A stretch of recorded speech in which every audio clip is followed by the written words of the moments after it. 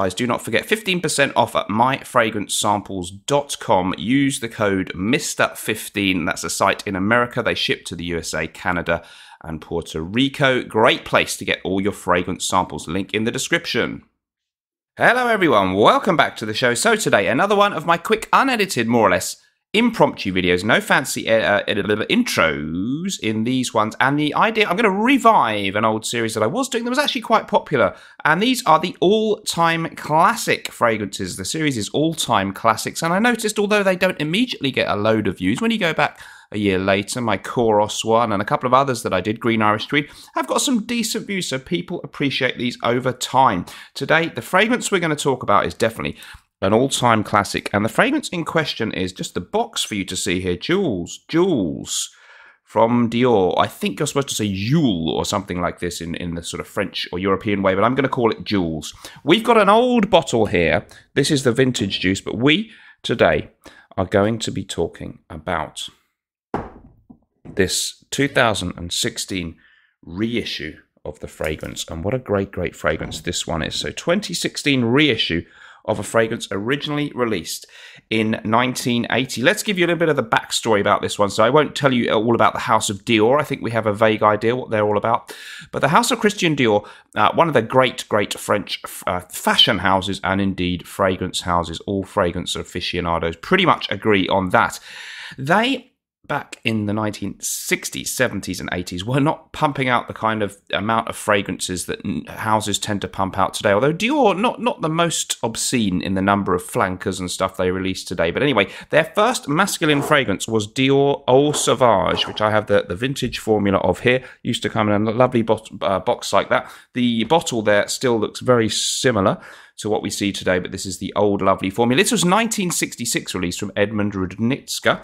Almost used up one of my old bottles of this one. An absolutely classic citrus aromatic style fragrance. Absolutely beautiful, fresh, crisp, woody, musky, some kind of a little bit of jasmine type note in there, some green herbal tones. Very nice, very fresh, very versatile, still a great fragrance. So not until many years later, 14 years later, 1980, do they bring us Jules, and we will we'll talk a little bit briefly about the old bottle here. Lovely old bottle design, and we can see from the adverts here the theme when they brought this out back in 1980, in these early 80s adverts. Jules, a Jules in the French parlance is kind of a slang term for a stud, a Casanova, a Lothario, a ladies' man, a hot, hunky stud type of guy. So this is a rather more brash fragrance in its marketing, perhaps slightly than Eau Sauvage from 1966. And the style of the fragrance, well, I think it's rather refined, but it could be a little brash as well. It depends how you look at it. Many people will say that this is the Dior equivalent to things like Koros from Yves Saint Laurent, which came out a year later. Or perhaps things like Antaeus from Chanel, the powerhouse, slightly animalic fragrances of the late 70s and early 80s. The perfumer for this was Jean Martel, so of course he was ahead of Koros in terms of the release of the fragrance. And it is an amazing, great fragrance. Different definitions of the actual smell of it. What I'm going to do is say that the old bottle, if you can find it, very expensive, very hard to find. You don't know how it's going to have aged. My old 30ml about left there, and 100ml one smells absolutely great. The juice has probably aged a little bit. I think that this is such a fantastic reissue from 2016 that you should just probably get this where you can find it for a reasonable price. So the 2016 reissue of the fragrance, long discontinued. We'll see some images on the screens of some of the various iterations that existed in the 80s and 90s. Not sure exactly when it stopped being made for the last time before the reissue, but whatever. Suffice to say, it came back in 2016. It's hard to find online. I found it on a French website, available to ship in Europe and the UK for only about £50 for 100ml. So you can find it if you Google it. I'm not sure the situation in the USA. I think I saw one available, only one left in stock or something, on Amazon USA. So guys, good luck finding this one. I'm not sure why it's such a limited release. Perhaps it's not the kind of smell everyone goes for these days, but it's a sensational fragrance. So the fragrance did well. It was popular, but it clearly didn't quite endure. So by the time we get to the era of the YouTube fragrance channels, the YouTube online community, the fragrance online community, we're at a point where these old bottles, either this one or any of the old designs that you see here, are discontinued. But it clearly had some big marketing behind it. We're going to see some images of, they had tennis balls with Jules written on them, even a racing car, necklaces, all kinds of advertising and stuff going on for this fragrance. So, they had the advertising on whatever that is, a Formula One car or some kind of big racing car. So clearly Dior did get behind this at the time, much lamented by people who missed it. And now the reissue is superb. Let's talk about the note listing for the fragrance then. So good luck finding it, but I can't say that this is discontinued, the new one now, but I can say you may not easily pick one up, depending where you are in the world. If you'd like to see an extra video from me every week, sign up to my Patreon group. It's only $2 a month. There's a link in the description, and we have loads of interesting stuff going on there. I do a lot of fragrance stuff, of course, but I also talk about some other things to do with my life. It's really fun, and I hope to see you in there. As I say, you can follow the link in the description, or just go to Patreon and type in Mr. Smelly 1977. The notes then, top notes of galbanum and herbal notes, mid notes of cyclamen and hedione and black pepper, and your base notes are fir, leather and cedar. That seems very different to the note listing that you find online for the old version.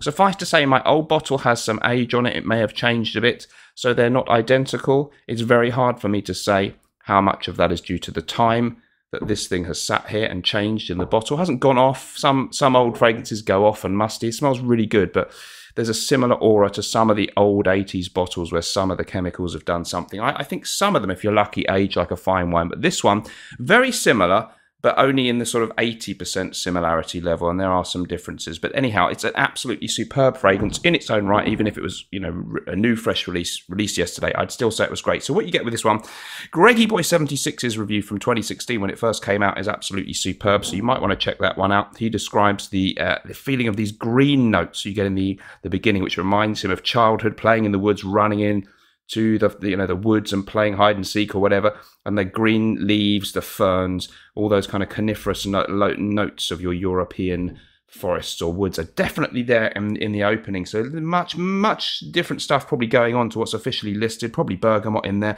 but definitely a green kind of note. Greg talked about Artemisia as a possible source of these green leafy tones. Fresh, but in a green leafy kind of way, not obviously very citrusy. Then, in the mid of the fragrance, we get definitely some florals. Hedione's in there, which is also in Eau Sauvage. And that's a really, really good kind of sexy note derived from jasmine. I think some people, including the great man himself, Greg, have talked about maybe rose being in there or carnation. There definitely seems to be more going on here than you pick up from the actual note lifting. And then in the base, you definitely get this masculine, leathery undertone. I almost got something that reminded me slightly of a nice green, fresh kind of tobacco as well being there in the fragrance. And this kind of oak moss fir type feeling in the base, very, very much present. Also a hint of the animalic, musky type stuff that you get in the legendary Kouros from Yves Saint Laurent, but not to such an extent, certainly as the vintage Kouros, which some people can say it's a bit urinal or dirty, but there is this mix of the clean and dirty. I think it's a really, really good alternative to Kouros if you found something intriguing about Kouros but found it just too much. You want a slightly more refined fragrance in the same vein. It's not based on Kouros because it came out before it. It has this fresh, refined, gentlemanly kind of air, but a little bit more ruggedness than something like Eau Sauvage or some of the other fragrances out there. A little bit of that kind of animalic, sexy, dirty, gnarly thing that you get in things like Kouros, but this is more refined, as is Antaeus from Chanel, than Kouros. But this one, more fresh, more green, more bright, perhaps more playful as well, as a Jules should be, than Chanel's rather sort of heavyweight Antaeus, which I also really love. But this is a great kind of springtime fragrance, even summertime evenings, all year round too, if you like, if you're dressed up in a smart jacket. It's a really, really great release. It stands alongside any thing that you might, you can sit there on eBay for hours dredging up old bottles. You don't know if this 20-year-old fragrance, whether it's the old Jules or whatever, that you're going to find is going to turn up, and it's turned. Get this. It's a fantastic reformulation, a reimagining of the fragrance, and all the notes are going to be there. They're going to be crisp. They're going to be bright as the fragrance was intended. Fragrances are not meant, to sit here for 30, 40 years and have weirdos like me still talking about them. So go for the original if we know they've done a good job. And they have with Jules. So get yourself a bottle of Jules. It's an all-time classic. Thank you, Dior. Please keep this one available. I don't know if it's officially discontinued. the reissue that is, but bottles are still out there. It's a 10 out of 10 fragrance for me. Absolute class in a bottle. Let's never forget this magical masterpiece of the 80s. Let me know what you think about that in the comments down below, guys. Thanks for watching. See you in the next video. Remember, whatever you're doing in life, let's project. And sometimes life may stink, but we can always smell good.